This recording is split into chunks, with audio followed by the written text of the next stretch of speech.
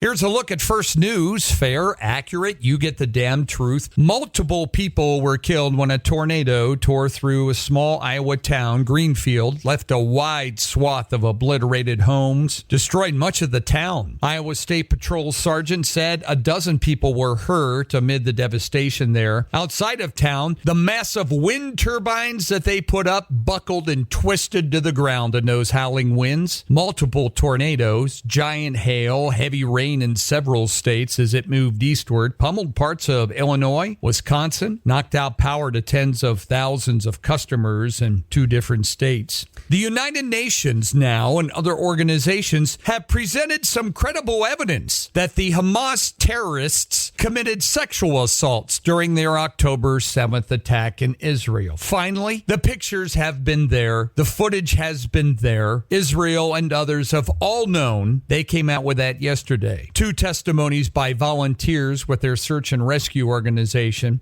showed that it happened. Gruesome tortures, mutilation of young girls and their bodies, folks. The reason why there isn't as much support as Israel as there should be, they haven't shown you the pictures. You haven't seen it in person. Russian attacks on Ukraine's power grid in recent weeks forced leaders of that country to institute a nationwide rolling blackout. And without adequate air defenses to counter assaults or allow for repairs, shortages could worsen as they'll see some spikes in the summer. The airstrikes are targeting their grid, brought blackouts to the capital, Kiev, that they haven't experienced since the first year of the war. During a trip to a destroyed power facility Tuesday, their energy minister said there are no quick fixes to this. Ukraine is appealing to Western allies for more air defense. More air defense. They're not appealing for a ceasefire or any negotiations with Russia that Blinken and Biden so adamantly wanted with Israel to stop their pursuit of these bloodthirsty, sexual assaulting, body mutilating terrorists. They just want it to continue in the Ukraine to go after Putin. The Biden administration has decided to transfer $7.7 billion worth of debt for student loans from these students to you. The Education Department announced it yesterday. They'll erase their debt and now put it on the taxpayer of America. It's the latest action where they have canceled or transferred $167 billion for 5 million students. The relief will go to borrowers in 3 different categories. He said it's part of his SAVE plan to help students who have gone to college, entered into a legal contract, and don't want to pay. Joe Biden also yesterday decided to free up 1 million gallons of gasoline in the Northeast to help people over the Memorial Day holiday. Why? Gas this year is 6 cents higher than it was last year. It's a quick way to get on the good side of folks just 6 months before the election. Speaking of which, yesterday there were presidential primaries. Joe Biden and Donald Trump have already clinched the amount of delegates that they need, but they won their primaries in Kentucky and Oregon yesterday. Democrat and Republican bases are standing with their candidates as they continue to move towards the conventions later on this summer. By the way, in Kentucky, almost 20% of all the Democrats voting there went uncommitted, would not vote for Joe Biden in the primary. Some people in the news, a former model has now come out and accused Sean Diddy Combs of sexually assaulting her at his New York City recording studio. The latest in a series of allegations coming out against Diddy. Crystal McKinney said she was a successful 22-year-old model when she met Combs during Fashion Week in Manhattan. Said she was drugged, sexually assaulted, and when she woke up, she was in a cab. Representatives for Combs didn't reply, and his attorneys are commenting yesterday, but it could be just the first of many to come. There's an investigation that's been opened into the death of Matthew Perry and how he received his anesthetic ketamine, which was ruled a contributing factor in his death. Police captain in L.A. said the department's working with the DEA and the Postal Service to probe why the 54-year-old star had so much ketamine in his system when he died. He was found unresponsive in his hot tub. Autopsy found that the amount of ketamine in his blood was in the range used for general anesthesia during surgery. He had so much of it in his system. Climate alarmists said it's so hot in Mexico, it's killing monkeys. They're falling dead out of the trees. They found 138 dead monkeys found dead in the state of Tabasco. Isn't Tabasco hot anyway?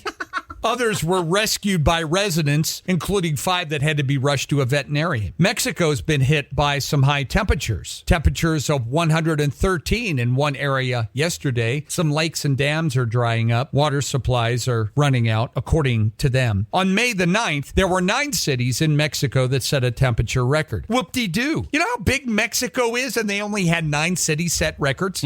We set records all the time in the United States. Every day somebody somewhere sets a record. Florida, Texas, could be Oregon, could be Montana with record lows. Happens all the time. It's hot in Mexico, folks. It's hot. They're closer to the equator down there, 113. The death of a British man and injuries impacting dozens of other people aboard that Singapore Airlines flight have now highlighted the potential dangers of flying through extreme turbulence. This will be good. The exact cause of the man's death is under investigation based on witness accounts and the number of injuries. However, most people feel that the 73-year-old man suffered a heart attack at the time, based on witness accounts. There are significant safety hazards when you fly. Fatalities are very rare, but injuries have piled up. Some meteorologists, said that the reports of these turbulence encounters have increased because of climate change. Oh my God, you knew this was coming. So they advise passengers to keep your seatbelts fastened when you fly. Most incidents of planes hitting bumpy air are minor. However, airlines have made improvements to reduce the accidents for turbulence over time. More than 1/3 of all the airline incidents in the United States between 2009 and 2018 were related to turbulence. Most of them resulted in maybe one somewhat serious injury, but no damage to the plane. Between 2009 and 2022, which, in case you're keeping track, that's 13 years, 163 people were hurt seriously enough to require treatment. Now, folks, just think of that. The amount of experiences with turbulence is increasing, but it's because of climate change. It's not the fact that from 2003 to now, the amount of more flights in the air, okay, you got to consider that, how many more flights there are. So obviously there's going to be more encounters. Number 2, look at the planes. The new planes now are all lighter for better fuel efficiency, made out of high-grade aluminum and other things like that. There's far lighter than the old heavy planes. They bounce around more. Planes are larger. They carry more people now. So there's going to be more injuries in there. The seats are closer together now than they were all those years. Nope, it's because of the climate. The climate is changing. Target was in the news yesterday. They're reporting a decline in their quarterly revenue. The Minneapolis retailer delivered a muted profit outlook. Said it expects to get back to quarterly sales growth, though. Monday, they announced they were cutting prices on thousands of items to bring people back into Target, everything from diapers to milk. Target reported net income of $942 million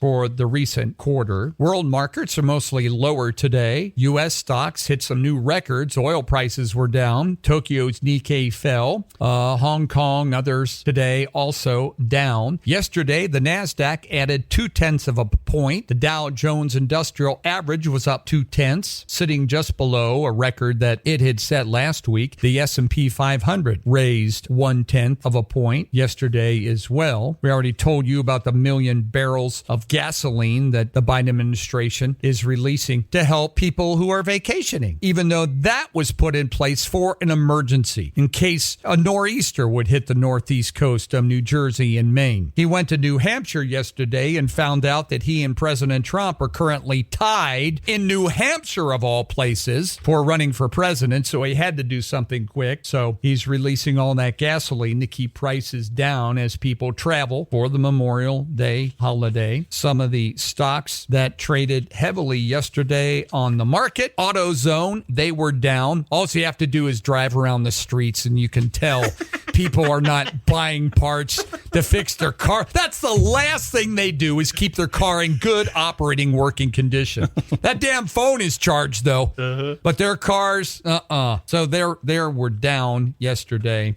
Peloton, they were down. The exercise bike and treadmill company has announced now a wide-ranging refinancing plan. Just drive by on Saturday night, look at the 4 cars at Planet Fitness and the 500 at the Pizza Ranch, and you know why Peloton exercise equipment is down. Eli Lilly and Company, they were up. They're a drug company, reportedly received a pure approval in China for a diabetes and weight loss treatment there. So their stock price was up dramatically. We told you earlier this morning, the primary ballots are all out, and you will have a chance to decide whether your local government needs to be reviewed. There are ballot measures in cities around the state, one in Billings, there's one in Bozeman. Anyway, it would cost $500,000. You'll have to approve it, and then they'll review what type of government is here and maybe what kind of changes they could foster. And Barbie dolls will honor tennis champ Venus Williams and 8 other athletes as part of a new project announced by Mattel. The others being depicted as dolls will be gymnast Rebecca Andrade and Alexa Marino, soccer players Mary Fowler and Christine Sinclair, boxer Estelle Mosley, and swimmer Frederica Pellegrini. The hell? No.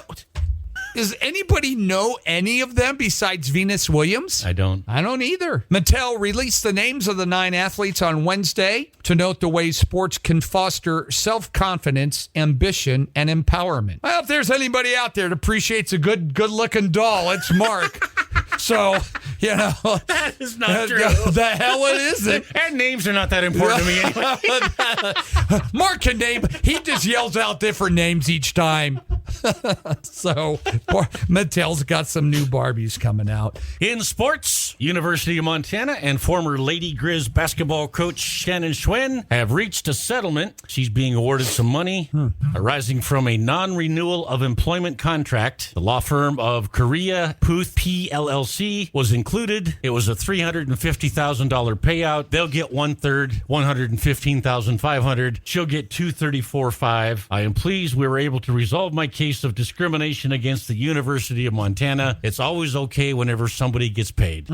So, wow. Yep. 64 degrees today, partly cloudy. Tonight is when the rain starts moving in. Tonight we have a 90% chance. Tomorrow we have a 100% chance. They've just called it 100%, and they said tomorrow an inch of rain. So it's going to be a soaker, folks, and going to make it a little harder for me this weekend to get in and get my bulls out with them stock trailers and stuff. That'll look a little bit like a monster truck race. Yes, it will.